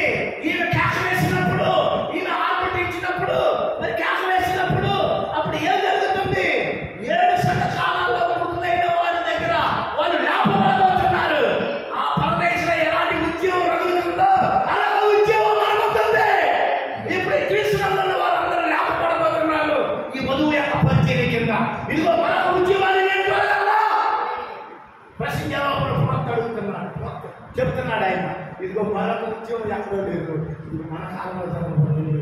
ఆ ఉద్యమం ఏంటిది? 7 సంఘకాలాల్లో మృతులైన వారు లేపబడబోతున్నారు. పాత నిబంధన భక్తులు ఆ మేక పరిచర్య కింద ఎలాగైతే లేపబడ్డారు, ఇదిగో ఈ వధువు యొక్క పరిచర్య కింద. వధువు ఎక్కడ ఉంది? క్రీస్తు రక్తం కింద ఉంది, క్రీస్తు యొక్క వాక్యం కింద ఉంది. ఇప్పుడు ఆ వాక్యమే దేవుడు. ఇప్పుడు ఆ దేవుడు ఏమై ఉన్నాడు? వాక్యమై ఉన్నాడు. ఆ వాక్యం ఏమైంది? శరీరం ధరించింది. ఆ వాక్యం ఏమైంది? ఆత్మగా వచ్చింది. ఇప్పుడు ఆ ఆత్మ ఏం చేసింది? వధువుకి ఇచ్చింది. ఇప్పుడు వధువు ఏం కలిగి ఉన్నది? మరి ఆయన వాక్యాన్ని కలిగి ఉన్నది. ఇప్పుడు ఆ వధువు యొక్క వాక్య పరిచర్య కింద, ఆమె యొక్క పిలుపు కింద, ఆమె కేక వేసేదానికి ముందుగా ఆమె ఆర్పటించినప్పుడు, లేకపోతే ఆమె కేక వేసినప్పుడు మృతులైన వారు లేపబడబోతున్నారు. దేవుడికి స్తోత్రం కలుగుగాక. ఇప్పుడు ఏం జరిగింది? వధువు వంతుల యొక్క ఉద్యమాన్ని కలిగింది. ఇప్పుడు ఈ 7 వంతుల యొక్క ఉద్యమం ఏం చేస్తుంది? వృద్ధులైన వారిని కూడా పునరుద్ధరించగలదు. దేవుడికి స్తోత్రం కలుగుతుంది కాక. ఎంత గొప్ప పరిచయం కింద అనుకున్నాను ఈరోజు. దేవుడికి స్తోత్రం కలుగుతుంది కాక. హల్లెలూయా. కాబట్టి క్రీస్తునందు ప్రియమైనటువంటి దేవుడు కూడా మరి ఆ యొక్క మేక మన నిమిత్తం దేవుని పేట యెహోవా పేట వచ్చినటువంటి ఆ మేక చంపబడి అదే యేసుక్రీస్తు. ఆ యేసుక్రీస్తు ఏం చేశాడు? ఆ రక్తాన్ని మన రెండో మేక ఆయన కడుపులోకి ఏం చేశాడు? అక్కడ కడుపులో ఉన్న వాళ్ళందరినీ తీసుకెళ్ళి అక్కడ ఏం జరిగింది?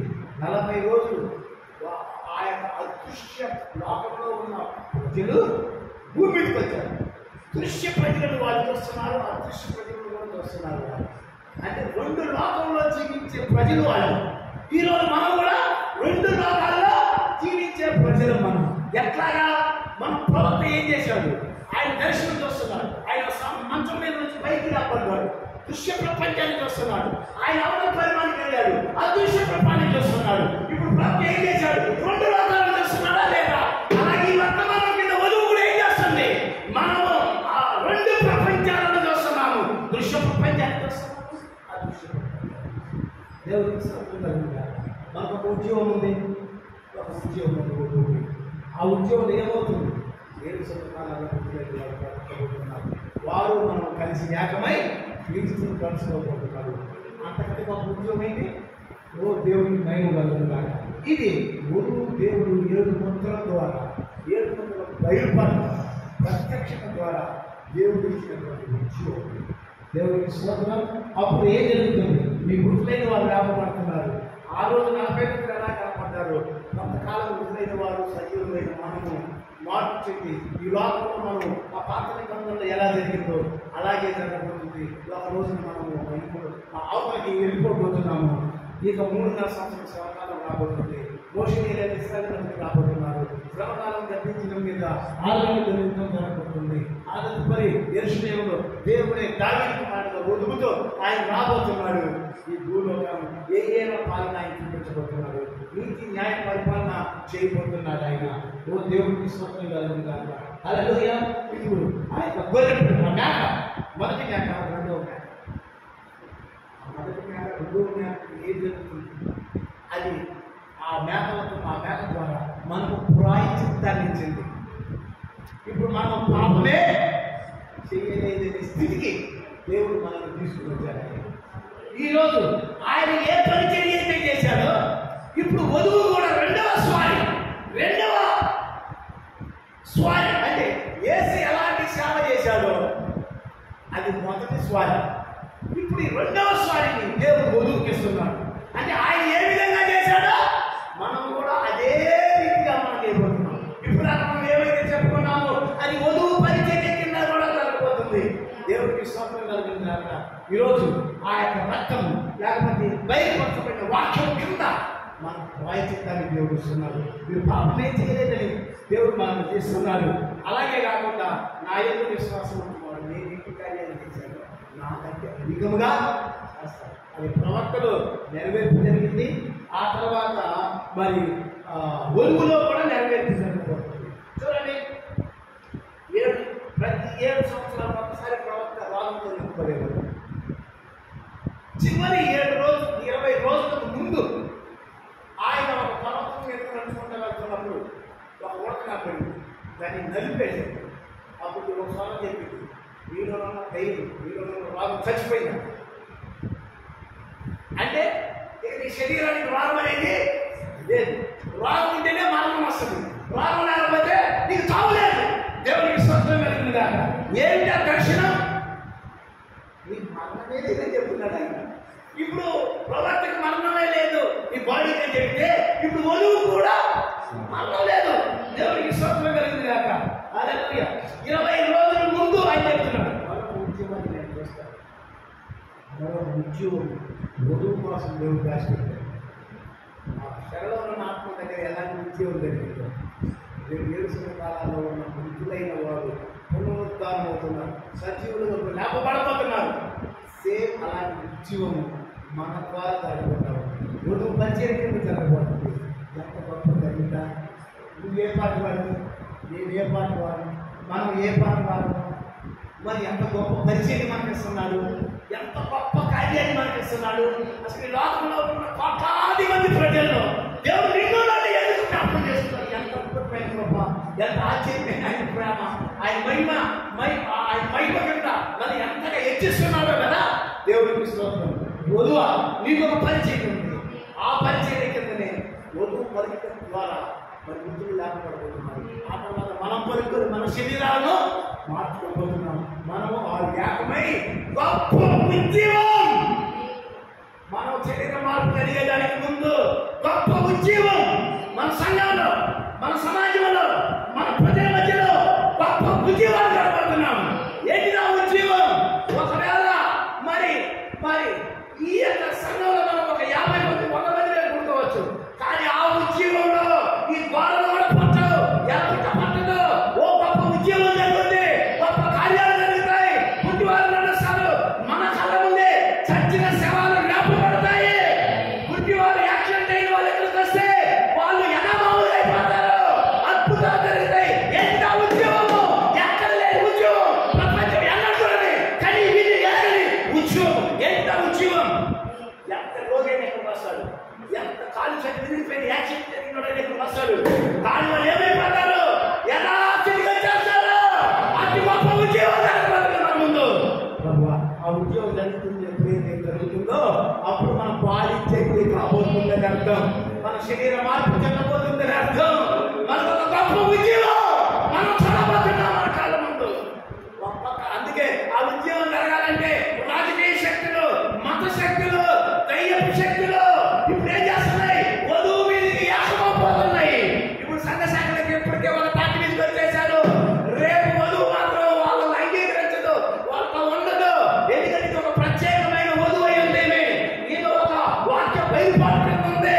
ఇప్పుడు ఈ వధువుకి మళ్ళా ఒత్తిడి రాబోతుంది.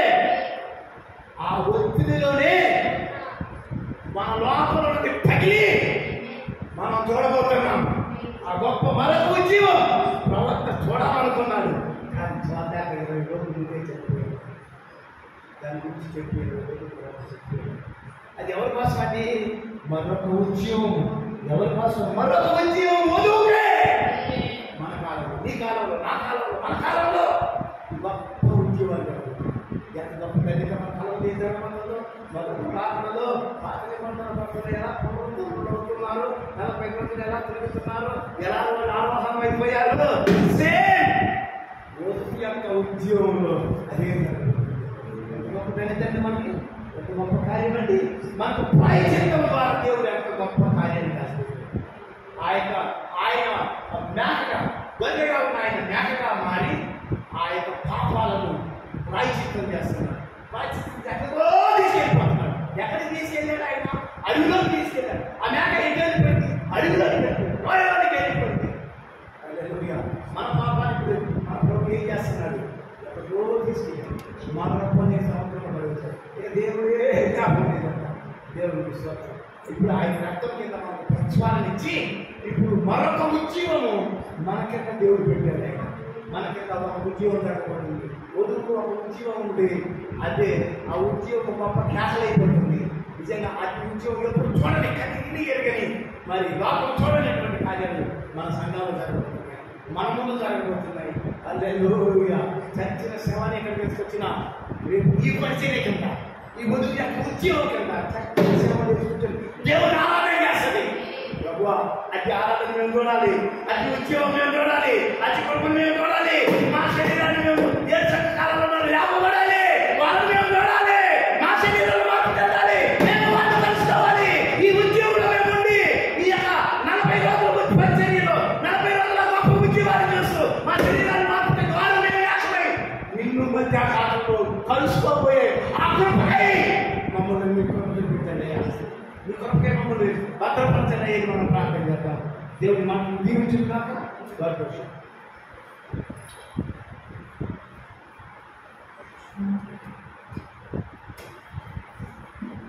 దేవుడు అనుగ్రహించిన దేవుడిని మాట్లాడబట్టి మన మధ్యలో మన దేవుడు మన స్థుతులకు, మన స్తోత్రాలతో పొందాడు. హల్లెలూయా హల్లెలూయా హల్లెలూయా హల్లెలూయా హల్లెలూయా హల్లెలూయా హల్లెలూయా. స్తోత్రములు స్తోత్రములు స్తోత్రములు స్తోత్రములు స్తోత్రములు స్తోత్రములు స్తోత్రములు స్తోత్రములు. హల్లెలూయా హల్లెలూయా హల్లెలూయా హల్లెలూయా హల్లెలూయా హల్లెలూయా హల్లెలూయా. స్తోత్రములు స్తోత్రములు స్తోత్రములు స్తోత్రములు స్తోత్రములు. వందనములు